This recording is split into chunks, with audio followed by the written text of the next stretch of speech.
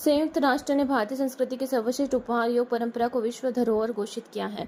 इसी के अनुरूप संयुक्त राष्ट्र ने घोषणा की है कि वर्ष 2015 से प्रत्येक वर्ष 21 जून को विश्व योग दिवस मनाया जाएगा। योग की जन्मभूमि भारत सरकार इस दिन पूरे देश में एक विशाल और व्यापक योग कार्यक्रम का आयोजन करती है, जिसका श्रेय प्रधानमंत्री नरेंद्र मोदी को जाता है। यह आयोजन दाहोद जिले में राज्य कृषि मंत्री रमेश कटारा, कलेक्टर सुरभि गौतम, विधायक कन्हैयालाल किशोरी, जिला पुलिस प्रमुख रविराज सिंह जडेजा और अतिरिक्त कलेक्टर JM रावल की उपस्थिति में हुआ।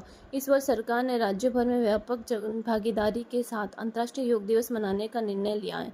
भारत सरकार द्वारा राज्य सरकार ने आज 21 जून 2025 को विश्व योग दिवस मनाया, जिसका विषय था स्वस्थ वृद्धावस्था के लिए योग।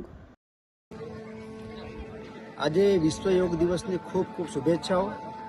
दाहोदना सिद्धार्थ जयसिंह तलाव खाते अपना गुजरातना माननीय मंत्री श्री रमेशभाई कटाराના અધ્યક્ષસ્થાને સિદ્ધાર્થ જયસિંહ ખાતે તળાવ ખાતે યોગ દિવસ ઉજવાયો હતો અને આ યોગ દિવસને દેશના વડાપ્રધાન આદરણીય મોદી સાહેબે પશ્ચિમ બંગાળથી સંબોધન કર્યું હતું।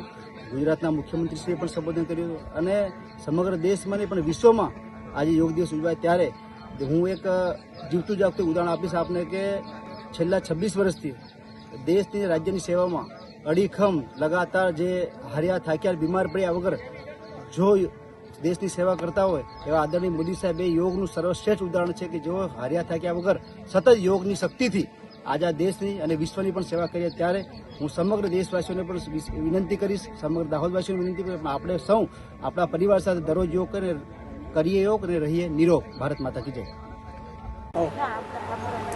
दाहोद खाते आज योग तळाव ने बाजूમાં આજે 12મા આંતર યોગ દિવસની ઉજવણી અર્થે અહીંયા ઉપસ્થિત અમારા દાહોદના ધારાસભ્ય કનૈયાલાલજી અને મહામંત્રી અભયસિંહ, નગરપાલિકાના પ્રમુખશ્રી, કલેક્ટરશ્રી અને પ્રાંત અધિકારી સૌ યોગ મિત્રો અને આજે ખૂબ સરસ મજાનો યોગ કાર્યક્રમ યોજાયો અને આપણા દેશના વડાપ્રધાન નરેન્દ્ર મોદી સાહેબ હર હંમેશા યોગ અર્થે ખૂબ ભારપૂર્વક વાત કરી છે ત્યારે બધા દાહોદના નગરવાસીઓને, મારા ભાઈઓ બહેનોને બધાને હું હૃદયપૂર્વક સ્વાગત કરું છું, અભિવાદન કરું છું અને બધા હર હંમેશા રોજ સવારે યોગ કરો એવી બધાને અપેક્ષા રાખું છું। જય હિન્દ, જય ભારત।